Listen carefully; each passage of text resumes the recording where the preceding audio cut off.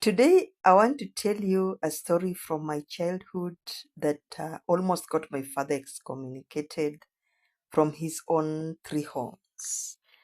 My father has three homes.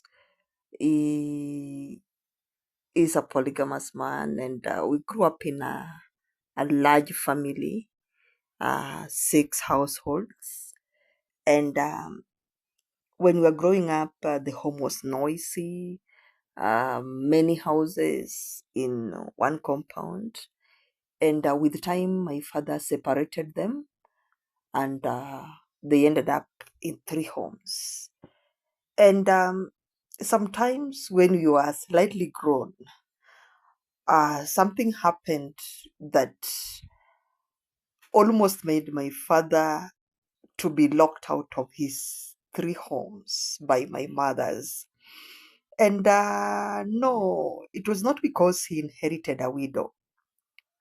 You see, in my community, wife inheritance is not a shocking part. It's something that is practiced quietly, of course, nowadays, but it's not something that is news. It's not something that is strange.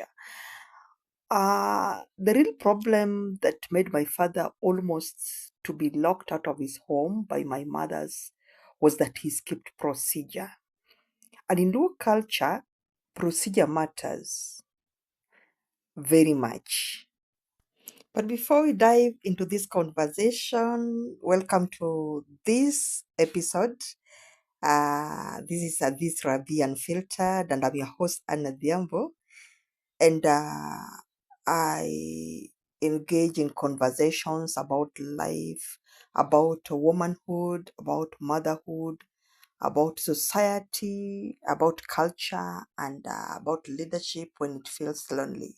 Well, I'm so glad you're here today. And before we dive into this wonderful conversation, I want to invite you to connect with me beyond this podcast. You can follow me in my journey and catch my extra content on my YouTube channel, Modoti channel. As mothers don't tire, Modoti is my channel. And you can also follow me on Facebook and Instagram, where I share stories about culture, about society, and about our day to day life in general.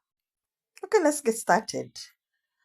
Well, in many African communities, widow inheritance existed for a reason.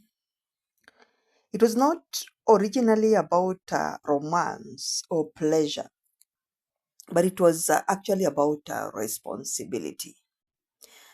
Because when a man died, his widow and children could easily become vulnerable economically, socially, and even physically. And especially when the man died and left a young widow. And so the community developed a system where another man within the clan would step in to help maintain the homestead. That other man was supposed to be her in law, the widow's brother-in-law, not from the same household, but maybe in the larger immediate clan. And among the Luo community, this process is often referred to as Tero or Lako, depending on which part of Luo you're coming from. If you're coming from some parts of central Nyanza, especially Alego and Ugenya, they call it Lako, Lagodako. But if you're coming from other parts of Luo Nyanza, they call it Tero or Terodako. They all mean wife inheritance. So there is something many people do not know about this, that you cannot just wake up and start inheriting somebody's widow. There is procedure.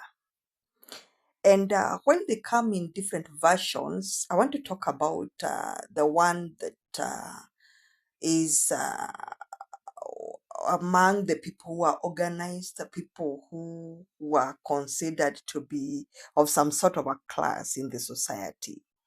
So this is what would happen, and this is what is expected to happen even to date. So the widow is supposed to wake up very early in the morning before the birds even begin their morning songs.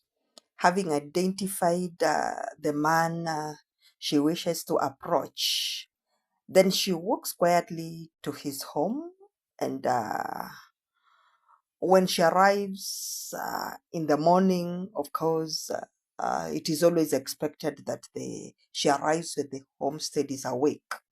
When the man of the home is awake, she has to do this when the man of the home is in the compound.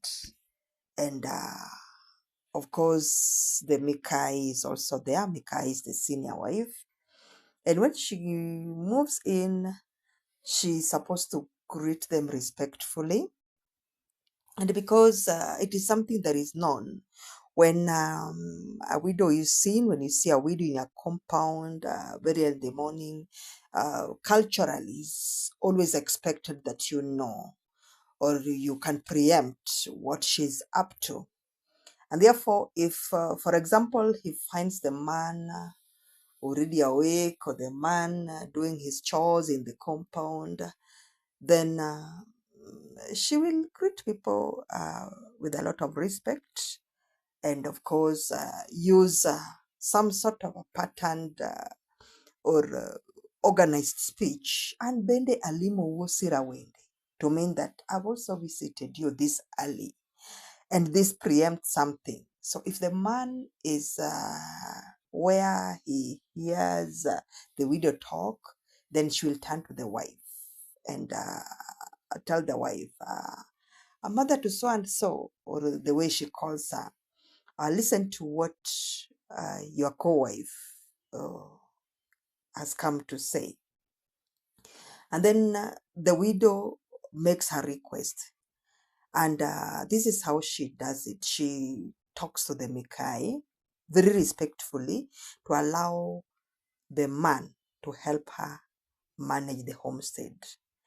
And because death in my community is something that people do not joke with. People know that death is not something that somebody calls for. Death is not something that happens because somebody wanted it to.